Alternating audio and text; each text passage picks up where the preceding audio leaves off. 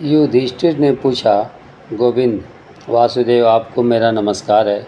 श्रावण गुजरात महाराष्ट्र के अनुसार आषाढ़ के कृष्ण पक्ष में कौन सी एकादशी होती है? कृपया उसका वर्णन कीजिए।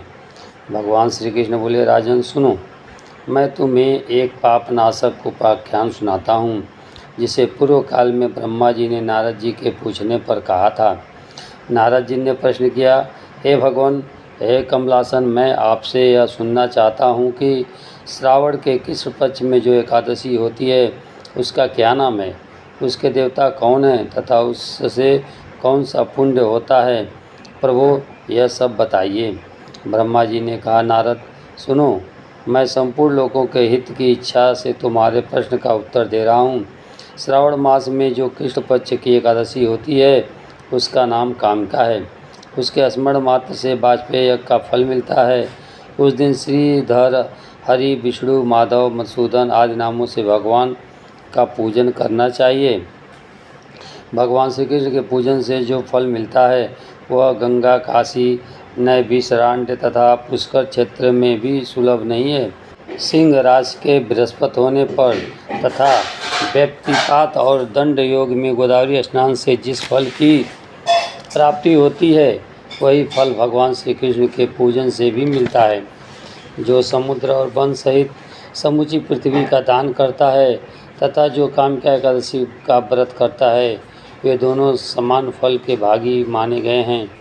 जो ब्याई हुई गाय को अनन्याय सामग्री सहित दान करता है, उस मनुष्य को जिस फल की प्राप्ति होती है वही कामिका एकादशी का व्रत करने वाले को मिलता है। जो नरश्रेष्ठ श्रावण मास में भगवान श्रीधर का पूजन करता है, उसके द्वारा गंधर्वों और नागों सहित संपूर्ण देवताओं की पूजा हो जाती है। अतः पाप भीरु मनुष्यों को यथाशक्ति पूरा प्रयत्न करके कामिका एकादशी के दिन श्रीहरि का पूजन करना चाहिए। जो पाप रूपी पंख से भरे हुए संसार समुद्र में डूब रहे हैं उनका उद्धार करने के लिए कामिका एकादशी का व्रत सबसे उत्तम है। आध्यात्म विद्यापरायण पुरुषों को जिस फल की प्राप्ति होती है उससे बहुत अधिक फल कामिका एकादशी व्रत का सेवन करने वाले को मिलता है। कामिका एकादशी का व्रत करने वाला मनुष्य रात्रि में जागरण करके न तो कभी भयंकर यमदूत का दर्शन करता है और न कभी दुर्गति में ही पड़ता है। लाल मणि, मोती, वैदूर्य और मूंगे आदि से पूजित होकर भी भगवान विष्णु ऐसे संतुष्ट नहीं होते जैसे तुलसी वन से पूजित होने पर होते हैं।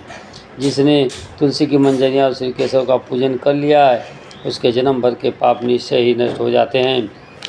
या दृष्टा निखलांग संग समनी अस्पृष्टा वपुष पावनी रोगाड़ी भिंड भिंदिता निंसनी सिक्तांत्र कत्रासिनी प्रत्यास्ति सिद्धि विधायिनी भगवतः कृष्णस्य संरूपिता नयस्ता तच्चरणे विमुक्ति फलपदा तस्मै तुलसी नहीं।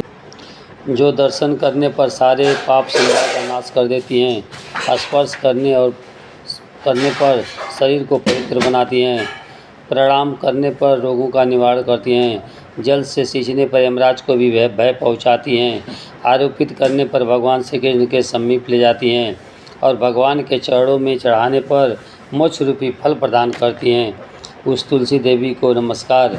पद्म पुराण खंड 56 और 22 में। जो मनुष्य एकादशी को दिन रात दीपदान करता है उसके पुण्य की संख्या चित्रगुप्त भी नहीं जानते।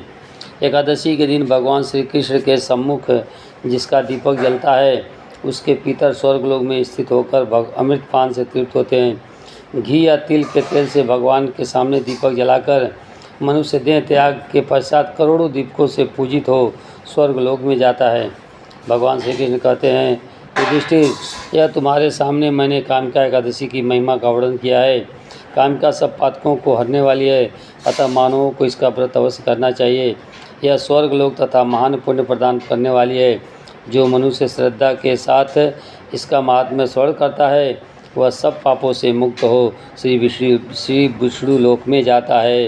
हरि ओम।